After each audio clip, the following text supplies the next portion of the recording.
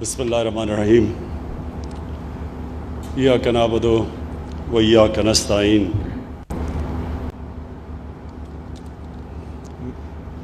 گلگت بلتستان کے لوگوں،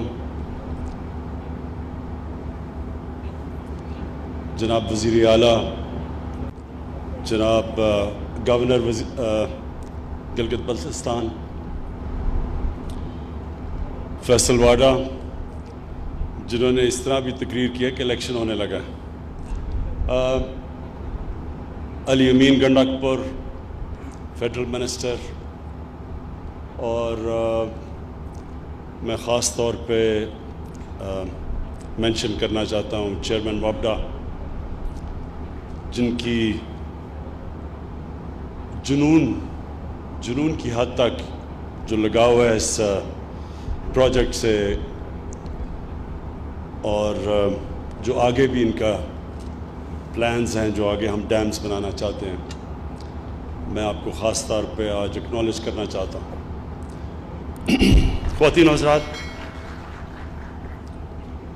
دیکھیں قومیں ترقی کیسے کرتی ہیں۔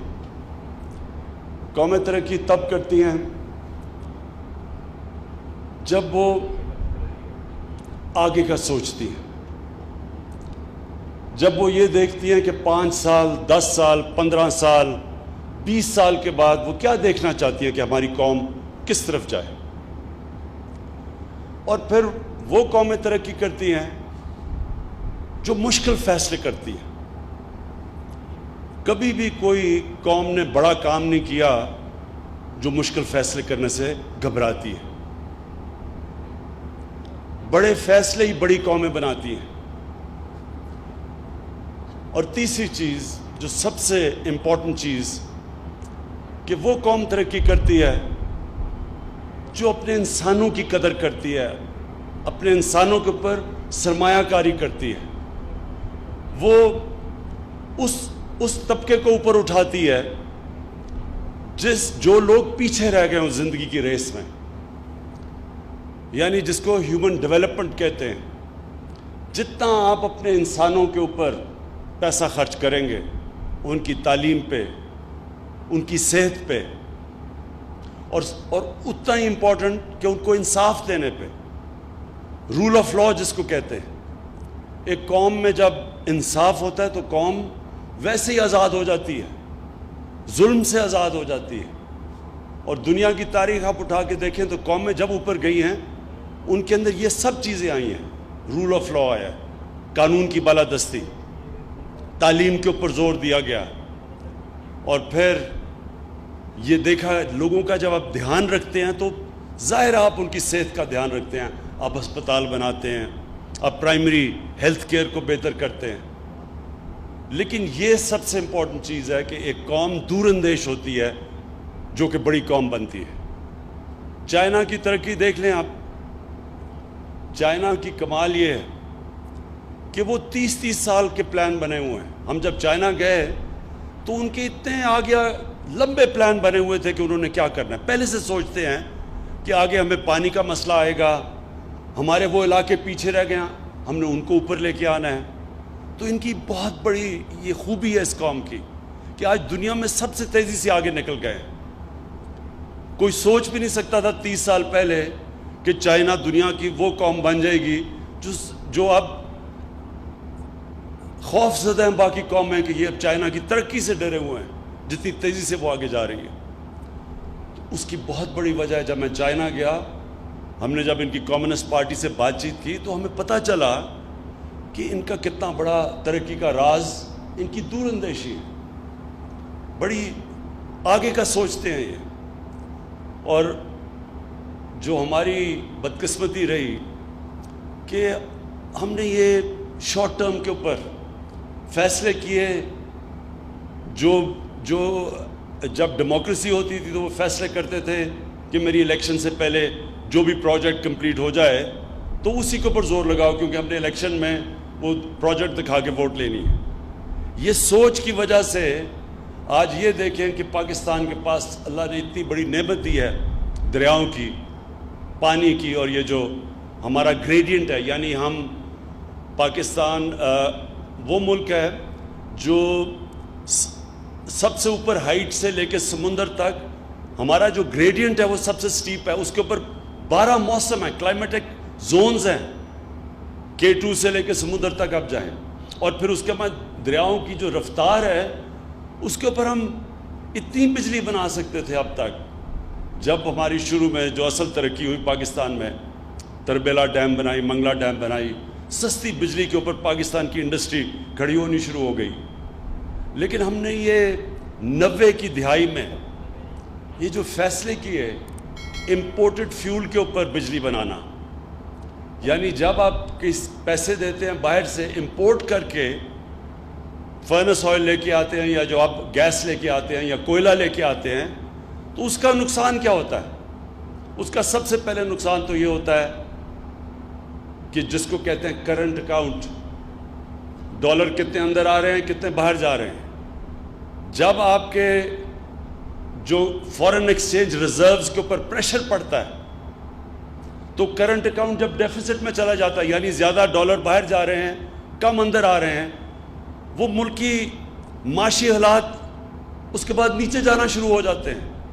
جیسے ہی آپ کا یہ خسارہ ہوتا ہے جس کو کہتے ہیں کرنٹ اکاؤنٹ, یعنی آپ کے ملک میں کم ڈالر آ رہے ہیں, باہر زیادہ جا رہے ہیں, تو جیسے ہی خسارہ بڑھتا جاتا ہے روپے کے اوپر پریشر پڑتا ہے, روپیہ گرنا شروع ہو جاتا ہے. تو روپیہ شروع ہوا تھا ایک وقت پہ جب ہم بڑے ہو رہے تھے تو 5 روپے 10 روپے کا ڈالر تھا, تو آج روپیہ کدھر چلا گیا؟ کیونکہ ہمارے ڈالر زیادہ ملک سے باہر جاتے تھے, کم ملک میں ڈالر آتے تھے, خسارہ بڑھتا جاتا تھا. ہماری جب گورنمنٹ آئی تو پاکستان کی تاریخ کا سب سے بڑا خسارہ 20 ارب ڈالر کا خسارہ تھا جو پاکستان کی تاریخ میں سب سے بڑا تھا.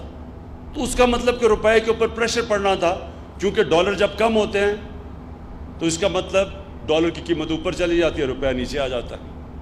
تو جب ہم نے یہ غلط فیصلے کیے کہ ہم نے فرنس آئل یعنی باہر سے تیل امپورٹ کر کے اس کے اوپر جب بجلی بنانی شروع کی تو اس کا پریشر پڑنا شروع ہوا ہماری کرنسی پہ. یہ یاد رکھیں, جب آپ کا روپیہ گرنا شروع ہوتا ہے ساری چیزیں جو باہر سے ہم امپورٹ کرتے ہیں وہ مہنگی ہو جاتی ہیں, تو مہنگائی بڑھنی شروع ہو جاتی ہے. مہنگائی جب بڑھتی ہے سب سے زیادہ غریب آدمی کو اثر ہوتا ہے, غربت بڑھنی شروع ہو جاتی ہے. ملک کے پاس پھر وہ طاقت نہیں ہوتی کہ وہ چیزیں خریدیں جس سے ملک امپورٹ کر کے مشینری لگائے, انڈسٹری لگائے, وہ سب کچھ مہنگی ہو جاتی ہے. تو ہمیں بدقسمتی سے یہ جو ہم نے غلط فیصلے کیے, ہمارے پاس اتنی زیادہ بجلی بن سکتی تھی دریاؤں سے, ہم نے اس کے بجائے امپورٹڈ فیول کے اوپر بجلی بنانی شروع کی. اور تب سے پھر ہماری انڈسٹری کے اوپر بھی افیکٹ کیا.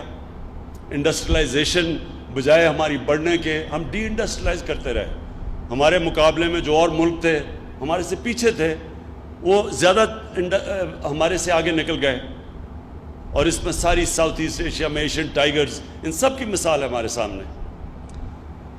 تو یہ جو آج ہم نے اس کی بڑا فیصلہ کیا ہے, ایک ایسی پاکستان کی تاریخ کی سب سے بڑی ڈیم اب ہم بنانے جا رہے ہیں. دیا میر بادشاہ ڈیم انشاءاللہ یہ ہمارے ملک کی سب سے بڑی ڈیم ہوگی. آپ یہ سمجھ لیں کہ یہ ہماری تیسری بڑی ڈیم ہوگی. کیوں جنرل مظہر, یہ تیسری بڑی ڈیم ہے ہماری. چائنا نے 5000 بڑی ڈیمز بنائی ہوئی ہیں. ٹوٹل ڈیمز ان کی کوئی 80,000 ہیں, لیکن جو بڑی ڈیمز ہیں وہ 5000 ہیں. ہماری 3 ہیں, یہ تیسری دو ہیں, یہ تیسری بننے جا رہی ہیں.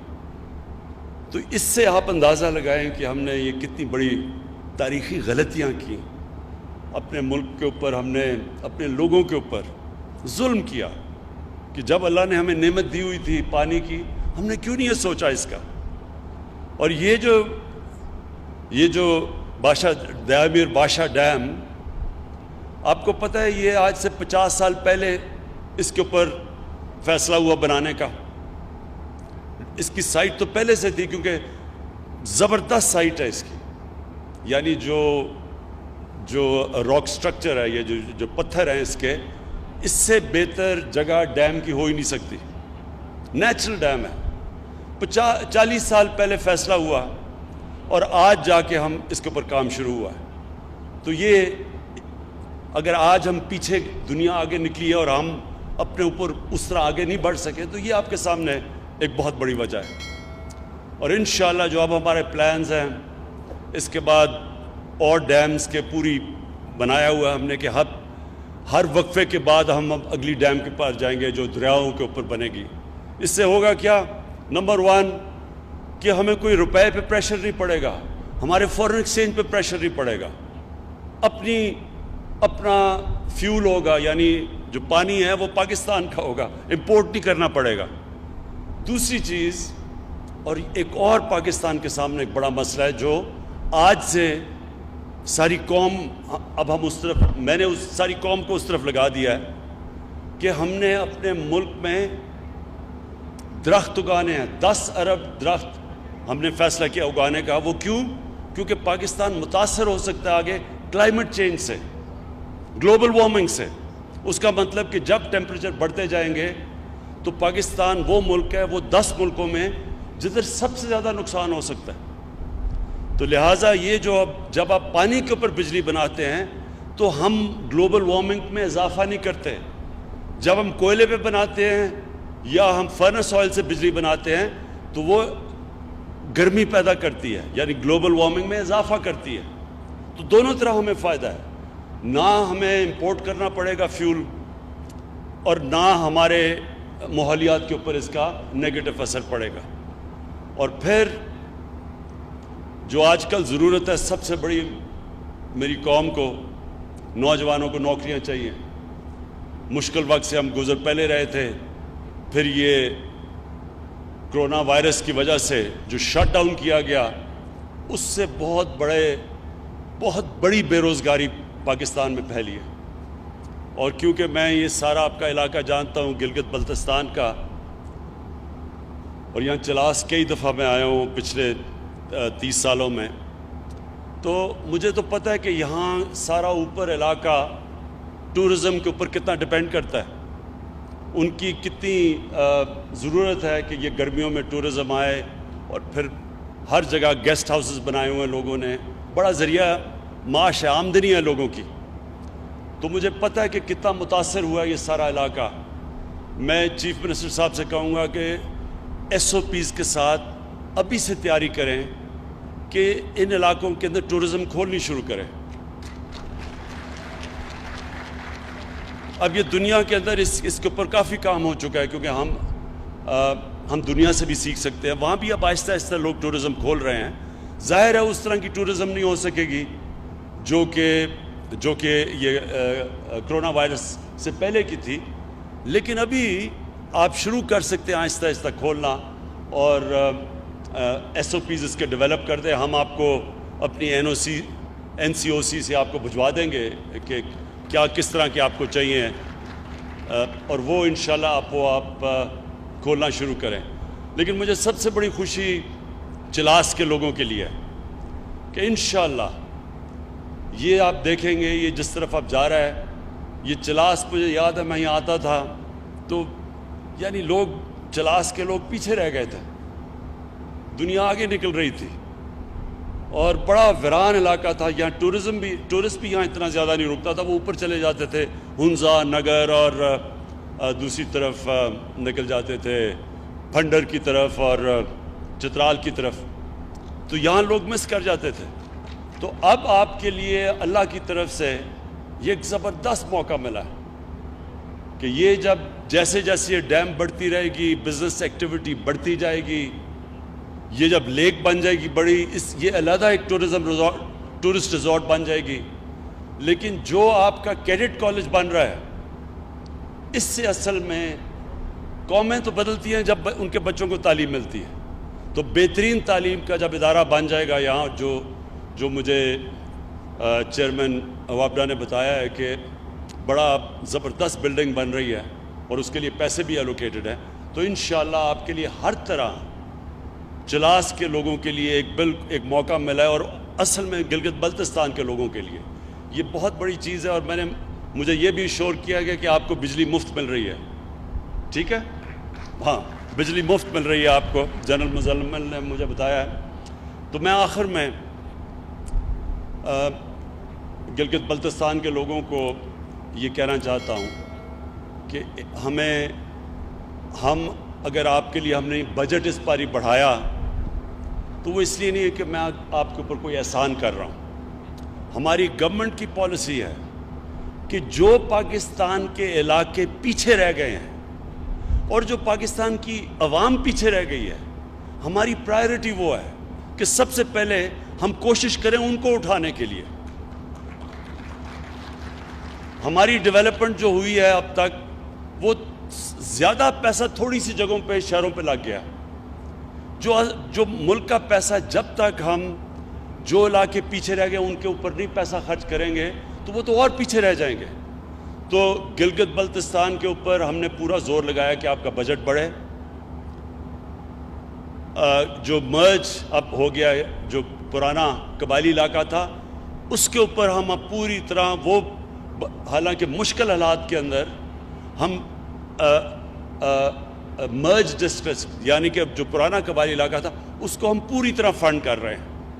اور تیسرا بلوچستان جو ہمارا ہے تو زمینی طور پہ سب سے بڑا صوبہ، لیکن وہ بھی بہت پیچھے رہ گیا ہے. تو اس کے اوپر بھی ہم نے اس پر ہی بلوچستان کو پیسہ دیا ہے. کبھی بلوچستان کے پاس پہلے اس طرح کسی گورنمنٹ نے نہیں پیسے دیا مشکل حالات کے اندر. اس کی بھی وجہ یہ ہے کہ وہ بھی پیچھے رہ گئے. تو میں آپ کو آخر میں گلگت بلتستان کے لوگوں کو مبارک دیتا ہوں اس ڈیم کی. اس سے آپ دیکھیں گے، وقت بتائے گا کہ انشاءاللہ یہ چلاس کی خاص طور پہ اور گلگت بلتستان کی یہ تقدیر بدل دے گا. شکریہ.